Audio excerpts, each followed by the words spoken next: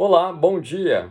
Que bom poder encontrá-lo outra vez nesta jornada de leitura pelo primeiro livro das Crônicas. Hoje são 5 de março e vamos ao capítulo de número 5.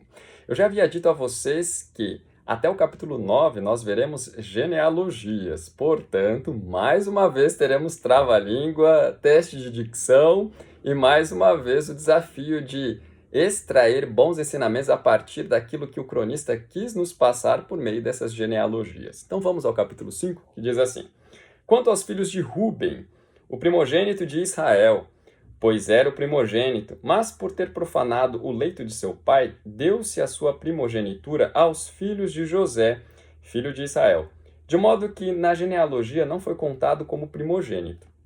Judá, na verdade, foi poderoso entre seus irmãos, e dele veio o príncipe. Porém, o direito da primogenitura foi de José. Foram estes: Enoque, Palu, Esrom e Carmi. O filho de Joel, Semaías, de quem foi filho Gog, de quem foi filho Simei, de quem foi filho Mica, de quem foi filho Reaías, de quem foi filho Baal, de quem foi filho Beera, ou Beerá, o qual Tiglat-Pileser, rei da Assíria, levou cativo. Ele foi príncipe dos Rubenitas. Quanto aos seus irmãos pelas suas famílias, quando foram inscritos nas genealogias, segundo as suas descendências, tinham por cabeças Jeiel, Zacarias, Belá, filho de Azaz, filho de Semá, filho de Joel, que habitaram em Aroer até Nebo e Baal-Meon. Também habitaram do lado oriental, até a entrada do deserto, o qual se estende até o rio Eufrates, porque o seu gado se tinha multiplicado na terra de Gileade. Nos dias de Saul fizeram guerra aos agarenos, que caíram pelo poder de sua mão, e habitaram nas tendas deles, em toda a terra fronteira de Gileade, do lado oriental. Os filhos de Gade habitaram defronte deles, na terra de Bazã, até Salcá. Joel foi o cabeça e Safã o segundo. Também Janaí e Safate estavam em Bazã. Seus irmãos, segundo as suas casas paternas, foram Micael, Mesulão, Sebá, Jorai, Jacã, Ziá e Éber, ao todo 7. Estes foram os filhos de Abiail, filho de Uri, filho de Jaroa, filho de Gileade, filho de Micael, filho de Gesizai, filho de Jadô, filho de Bus. Aí, filho de Abdiel, filho de Guni, foi o cabeça da sua família. Habitaram em Gileade, em Bazã e suas aldeias, bem como até aos limites de todos os arredores de Saron. Todos esses foram escritos na genealogia nos dias de Jotão, rei de Judá, e nos dias de Jeroboão, rei de Israel. Dos filhos de Ruben, dos Gaditas, e da meia tribo de Manassés, homens valentes, que traziam escudo e espada, entesavam o arco e eram destros na guerra. Houve 44.760 capazes de sair a combate.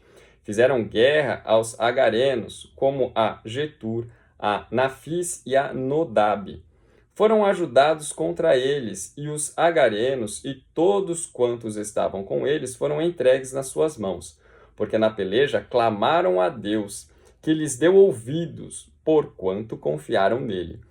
Levaram o gado deles, 50.000 camelos, 250.000 ovelhas, 2.000 jumentos e 100.000 pessoas, porque muitos caíram feridos à espada, pois de Deus era a peleja, e habitaram no lugar deles até ao exílio.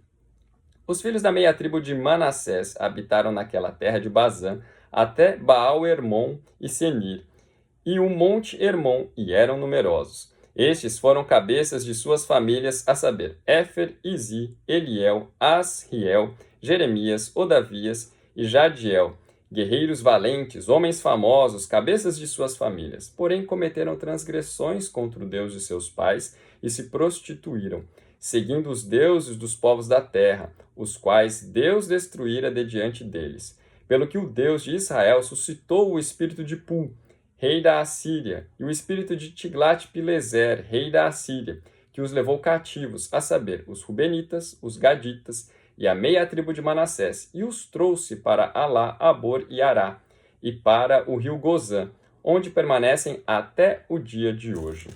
Vejam só, agora passamos a conhecer mais outras tribos. E quais tribos são essas? As tribos que viviam a leste do Rio Jordão. Vou abrir um parênteses aqui e fechar logo, tá? O Rio Jordão, ele era limítrofe no território da Terra Prometida.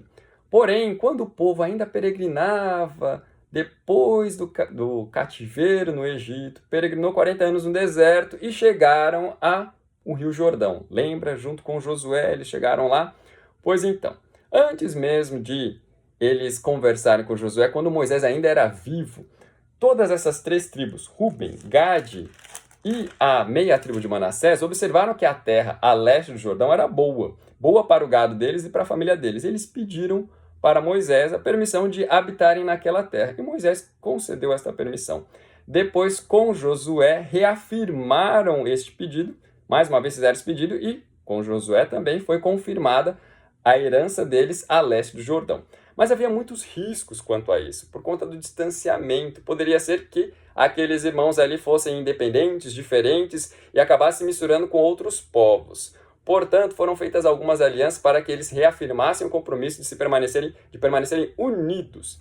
Tanto é que eles fizeram o compromisso de enviarem seus homens guerreiros para lutarem com as outras tribos, para conquistarem toda a terra, e só depois eles poderiam voltar à região, à porção leste do Jordão, ou como alguns chamam de Transjordânia, e ficar ali com as suas famílias.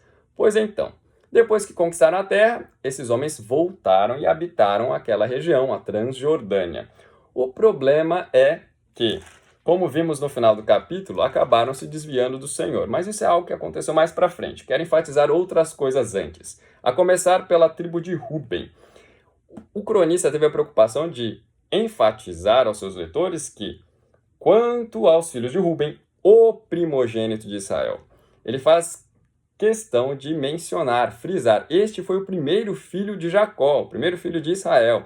Ele teria, assim, honra, porém, pelo fato de ter profanado o leito de seu pai, ele se deitou com uma das concubinas de seu pai, então ele perdeu a bênção da primogenitura, que passou para José. José teve a porção dobrada, por isso seus 2 filhos, Efraim e Manassés, foram contados como se fossem filhos de Jacó e, portanto, cada um deles teve a sua própria tribo contada em Israel. Não existe a tribo de José, porque a tribo de José foi duplicada, foi dobrada. Então, Efraim e Manassés, filhos de José, se tornaram tribos distintas, mas tribos dentro do povo de Israel.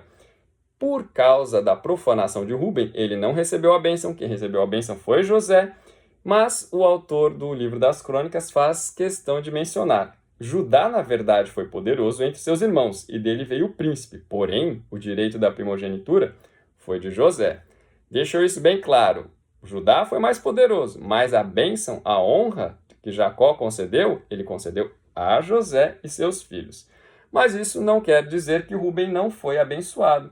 Ruben foi, sim, abençoado, tanto que pôde multiplicar, inclusive, o seu gado, o que é prova da bênção do Senhor sobre eles, e também puderam possuir a terra, e também puderam fazer guerra e vencer os seus inimigos.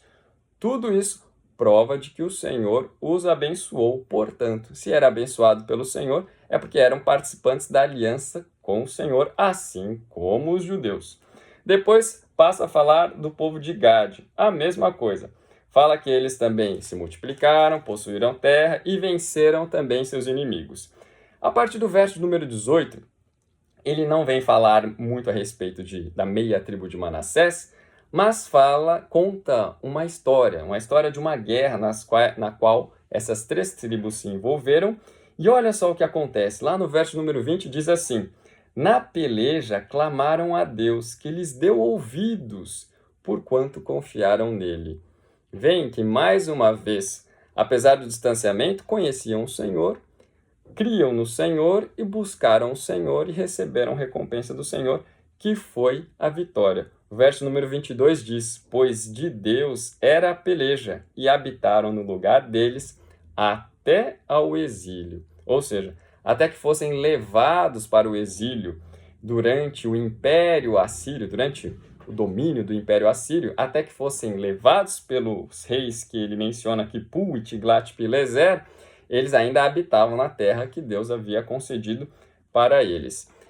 Essas tribos tinham a tendência de ser esquecidas pelo restante do povo. Por quê? Antes mesmo das tribos do norte terem sido conquistadas, as tribos transjordanianas, essas 3 tribos, Gade, Ruben e meia tribo de Manassés, já haviam sido conquistadas, mas foi pouco tempo antes das tribos do norte, tá?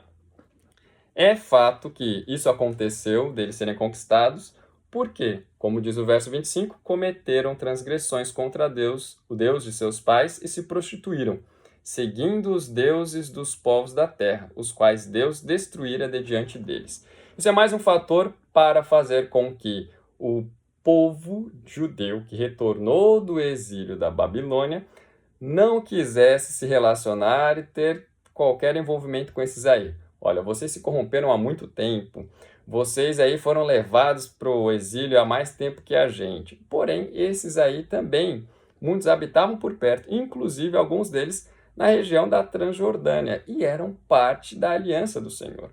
Olha que interessante, a gente muitas vezes pensa que todas as tribos que eram do Reino do Norte foram destruídas, mas não, muitas pessoas foram destruídas, mas ainda havia remanescentes dessas tribos.